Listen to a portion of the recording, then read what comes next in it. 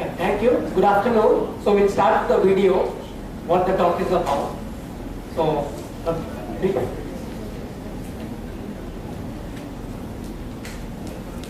Counted? If you meet someone online, how do you know they're who they say they are? When you buy coffee that's labeled fair trade, what makes you so certain of its origin? To be sure, really sure, about any of those questions, you need a system where records could be stored, facts could be verified by anyone, and security is guaranteed. That way, no one could cheat the system by editing records, because everyone using the system would be watching. Systems like this are on the horizon, and the software that powers them is called a blockchain. Blockchains store information across a network of personal computers, making them not just decentralized, but distributed. This means no central company or person owns the system, yet everyone can use it and help run it. This is important because it means it's difficult for any one person to take down the network or corrupt it. The people who run the system use their computer to hold bundles of records submitted by others, known as blocks, in a chronological chain. The blockchain uses a form of math called cryptography to ensure that records can't be counterfeited or changed by anyone else. You've probably heard of the blockchain's first killer app, a form of digital cash called Bitcoin that you can send to anyone, even a complete stranger. Bitcoin is different from credit cards, PayPal, or other ways to send money because there isn't a bank or financial middleman involved. Instead, people from all over the world help move the digital money by validating others' Bitcoin transactions with their personal computers, earning a small fee in the process. Bitcoin uses the blockchain by tracking records of ownership over this digital cash, so only one person can be the owner at a time, and the cash can't be spent twice, like counterfeit money in the physical world can. But Bitcoin is just the beginning for blockchains. In the future, blockchains that manage and verify online data could enable us to launch companies that are entirely run by algorithms, making self-driving cars safer, help us protect our online identities, and even track the billions of devices on the Internet of Things. These innovations will change our lives forever, and it's all just beginning. To learn more about the urgent future of the blockchain, please... Yeah, so this is actually part of a larger course which we have taught at some corporates. So this is for the presentation, the first module we will be covering, which is largely inspired from Bitcoin blockchain, right? And if you look at the motivations for the Bitcoin blockchain, way back in 2008, the globe, we were just recovering from a banking crisis, sparked from a subprime crisis, where loans were given out and they were, called collateralized debt obligations, packaged as, derivatives, and passed to financial institutions around the world. And because some of the banks turned insolvent, the entire global banking system collapsed, right? After the aftermath of this incident, on a mailing group called Cypherpunks, a person by name Satoshi Nakamoto released a white paper and a program, version 0.1 of that program, saying anybody who is interested in this philosophy, where a P2P payment system which solves the double spending problem, can install this program and become a miner or validator of that network, right?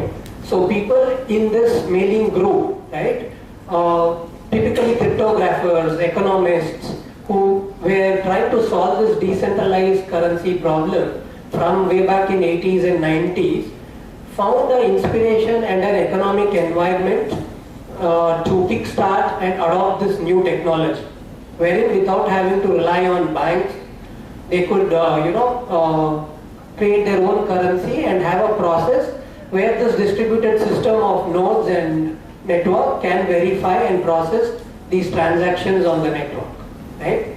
So if you look at the objectives of how blockchain as a technology started, it started to address the gap in the financial system.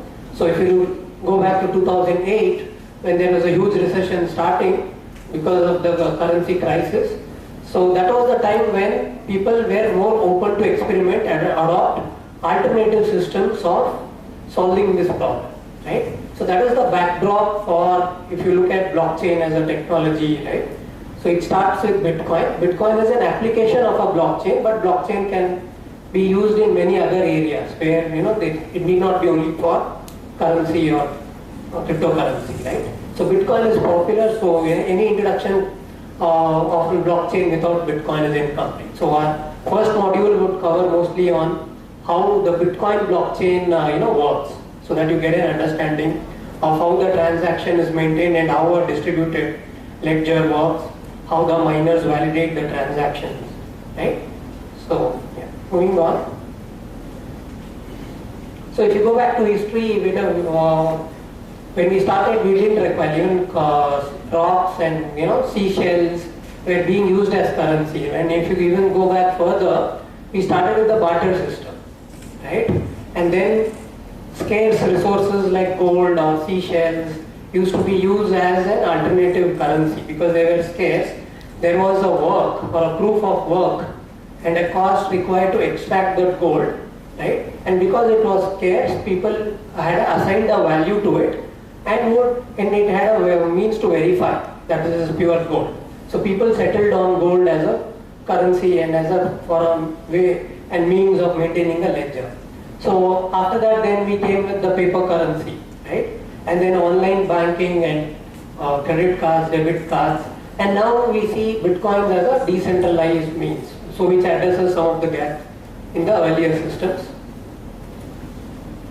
So like we said, Bitcoin is a type of cryptocurrency which is digital cash, and also it can be used, the blockchain can be used to move either currency or digital assets amongst individuals in a P2P manner on the public blockchain, right? So to define a blockchain, so basically how many are computer science students here, right? So most of you would have done data structures, right, in the first year, right? So blockchain is a data structure where each block is linked to the next block. So very analogous to a linked list, right? A linked list, you have a previous pointer. So here the pointer is nothing but the hash of the previous block. Right? So the blocks are linked to each other in a timestamp chronological order. It is a distributed ledger. So every node on this blockchain network maintains a copy of all the transactions in that ledger. Right? So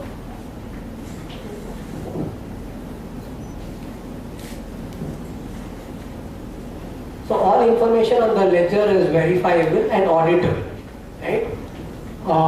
Yeah, so that goes without saying because it's cryptographically secure and very hashed. There is a proof of work which is involved to generate these blocks. It is auditable and it is transparent. It's a public network, right? So just imagine your bank's, your passbook, and somebody else's passbook has been linked. You made a transaction from, Anand has sent a transaction to Chetan, so that record is publicly visible on the blockchain network. So Anand's wallet address, you can see there's a transaction was made to Chetan on the public. So there's nobody. Currently in the banking system, you have to rely on the bank as a trusted intermediary to maintain those records, right? So in the blockchain, this is public and it is untamperable. That's what we meant by saying in middle. So each block is identified by its cryptographic signature. We'll come to it later on. This is a cryptographic hash function. So current system, to go why we need the blockchain, we'll have to look at what are the problems with the current system, right?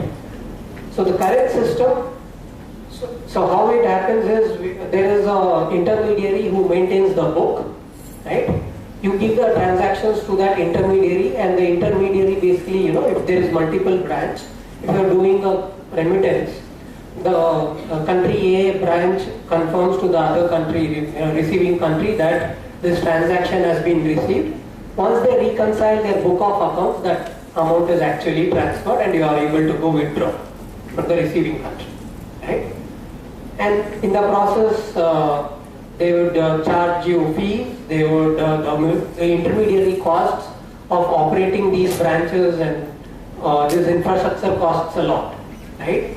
And then there is also micro transactions. If you want to do a $1, $2, transaction, the cost, the transaction fee is much more than that. So it is not possible to do micro transactions, right? So only transactions above a limit you will be able to do, whereas in this system you can also do micro transactions. And obviously then there is, because financial exchanges are slow, if you send something on Friday evening, you might have to wait till Monday morning for the reconciliation to happen and for you to really, receive it in your account, right? So system is opaque. You just trust the bank will not go and manipulate that passbook. Or in case of Punjab National Bank, right? You might have seen, right? So there's no single system admin, or you cannot say the staff did it, staff had the access to the system, right? So system is opaque, lacks transparency and fairness. So the credibility of the entire banking system would come under question. So if everybody goes to the ATM and withdraws their money, the entire banking system will collapse, right? It has happened in the past in case of UTI, bank fraud, right? So people they lost all their deposit, and with the recent FRDI bill, only one deposits up to 1 lakh thing will be reimbursed, right? And there is also a priority list who will get reimbursed first. So these are some of the problems in the current financial system. And so the central authority can lead to overuse and misuse of power, right? There is no way for you to go and audit that the bill you have, which is promised by the RBI governor, there is no 2 copies of it. It's physically impossible for you to go and verify that note is not double printed, right? So you just trust the system works. So here with blockchain it is don't trust but verify. So how do we verify it? What can be the possible solution, is as we will see further ahead in the discussion. So the cost of transaction is almost nil or minimal. So whatever it costs to run a distributed system, and with the incentive scheme for the miners, that is the cost for operating the system, right? So based on how difficult we want to make it to break the network, the costs go high, but we can always tweak it and make it lesser for a private use case. So this is for public blockchain. So for a private blockchain, cost can be almost 0 or minimal. Speed of transactions is faster, as much as a message to be passed from one node to another. Records of all the transactions is transparent and visible for all for better security.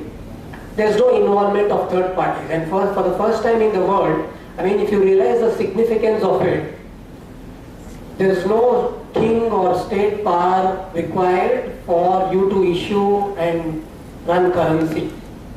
And if you look how society has been organized, once we move from the villages to cities, we always had to rely on a king and his authority to create that coin or that note saying this is certified or authorized by the king. And the society used to form around that structure. But for the first time, people have come up with a solution which doesn't require that sort of a structure, right? So which will again lead to greater decentralization. So as the complexity increased from a village, pastoral economy to a urbanized economy where the complexity was large, so the king or whoever came in to solve that problem of coordination, right? But when the misuse of that power came about, so this is a solution which takes us back to a decentralized solution without the abuse. So this is a way in which new forms of groups, organizations, societies can be restructured and issue their own currency. So currency issuance need not be a function of the government. It can be separate, and the government role would be just governance, not concerned about money issuance, right? So distributed systems, I'm sure computer science students would know the distributed systems. So how is with blockchain, it is not just distributed systems. Distributed systems is one part, the cryptography is one part, and then there is also economic theory, which is the incentive scheme, right? If you look at game theory, it's an incentive scheme where a hacker, instead of trying to disrupt the network, there is a cost involved in terms of computation power, right? So he might as well be incentivized to become part of the network and earn the fees for validating the network, then trying to disrupt the network, right? So it draws from economic game theory, it draws from cryptography and distributed systems. So we'll just look at what is distributed systems. I'm sure you've already seen the video. This is how the structure of a network would look, right? So you can go from varying levels of centralization and distributedness. So in between there is decentralized network where there are nodes and then there are clients. So if you have downloaded any Bitcoin wallet app or Ethereum wallet app, you would know that there are nodes, right? So Bitcoin network has 10,000 plus nodes.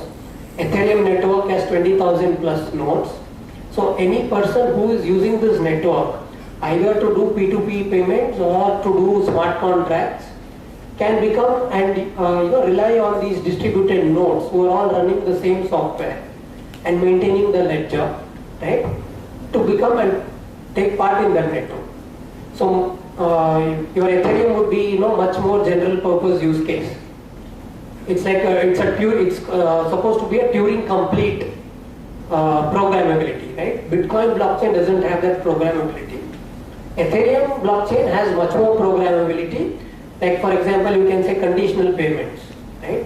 So if you order from Flipkart, Flipkart can have a smart contract which says when you sign on the proof of delivery, release the payment, right?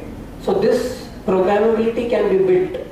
So the courier guy need not ask your sign, right? So automatically you can eliminate and automate many such processes by using smart contracts. So as of now, this talk mostly about the Bitcoin blockchain, but if we have more time, we can cover on the Ethereum blockchain. So distributed system, I'm sure I'll just skip over these slides. If anybody has a doubt, we can just come back to this. So nodes in a distributed system, every computer taking part and running the protocol of that network is called a node. It takes part in a distributed system. So the end users, whoever is using it, sees it as one protocol or one logical layer, right? It can be a Bitcoin blockchain, it can be an Ethereum blockchain. So we've seen how the network is structured. Let's see how a transaction happens when, let us say, Alice wants to transfer something to Bob, right? So let's check how it works. So when you start initiating, okay, let's say James is trying to transfer money to Kevin, and there is no central authority. We've always imagined, some bank or some Western Union or PayPal has to be there for us to transfer this. So you have to have all these questions: how to verify the transaction? How is the transaction faster? Who validates it? How is the currency generated, right? What makes the system cost efficient? So these questions we'll address one by one in the upcoming slides. So first, the transaction. So what you have is we rely on cryptographic principles. You might know something called public key and private key, right? How many have heard of RSA encryption, public key, private key? Right? So quite a few of you. So I think we have to keep it very basic because I see some from other branches also here, right? So a public key and a private key, right? So let's say I want to send a message. What is that message? That message is a payment message. I want to transfer $500 to Kevin, right? So as James, I'll use my signature to sign, or it's called encryption, to encrypt it, and the resulting hash, this is the transaction, right, is sent to the network, right? And it is relayed to Kevin, and Kevin, gets a notification, right, that he has received, right? And Kevin uses his private key. So these keys are in pairs, public key and private key. So Kevin would use his private key to decrypt it, and he is able to encash that $500 worth Bitcoins. So this is how broadly it works. So next we'll go in detail. So what is this public key and private key, right? So where are these keys stored? Keys are stored in James' wallet. So for accessing this network, you have something called a client application. This is a wallet. right? So just like you have a physical wallet, you have a wallet which handles this private key management, right? It can be a soft wallet like a application, or it can be a hardware wallet, or it can just be a paper wallet where you write down your private key on a paper wallet, or you just memorize this. If your memory is good, you are able to memorize hexadecimal digits, right? You can just store it in your memory, and that is the most secure one, unless you forget it. So, or a paper wallet or a physical USB key, you can use these as a hardware wallet. So these are some of the popular ways how you will secure the private key used to unlock the balance in your account and use it either to receive or send, right? So we'll just briefly cover public key cryptography. So it is like a asymmetric mathematical function, a cryptographic hash function, right? So the public key, whatever is encrypted with the public key, you can decrypt it with your private key, and vice versa. Any text can be, subjected to asymmetric encryption. Using the private key and public key, you can get the encrypted value and then decrypt the encrypted value. So in case of Bitcoin, this is how a wallet will look like, right? So this is your Bitcoin address. Just like you have an email address, you will have a Bitcoin address. And the Bitcoin address is alphanumeric address. It represents a destination or a source for your payments. And the wallet is basically the Bitcoin equivalent of a bank account, right? So this will be like an app on your phone which will manage your private keys. And this is your handle, like an email address or a Twitter handle, but it is an alphanumeric address, right? So which will, you can send and receive these transactions using this address. So sending is basically, you designate how many Bitcoins you need to send, and then use the digital signature to sign it, so that it is made genuine, that transaction, and you broadcast it to the network. So why is it faster? What makes it efficient, right? So it's like in a distributed system, you say broadcast it to your neighboring nodes, and those neighboring nodes then broadcast it to till it's received to the receiving party, right? So it can happen in few seconds, and then you get a confirmation in about 10 minutes, typically, right? It can be faster than that when there is no network node. So who validates? So this is the sending and receiving. So who validates and how they are compensated, right? So there is no central authority. So there is some special nodes in the network who does this validation. They invest in hardware. So when it started, even a person using a laptop could be a miner on the network. And later from CPU to GPU, and from GPU to ASIC FPGA miners, right? Which can cost up to 2 lakhs right now for Bitcoin blockchain. But for Ethereum, you can still use your GPU and you can start mining. So miners or validators, so they take part in verifying these transactions and get a reward for contributing that computation or electricity to run that network infrastructure. So this is what secures the network. So there is somebody doing the verification, validation, but there is no central authority. There are 10,000 nodes or miners who are doing it. And this is what is securing the network.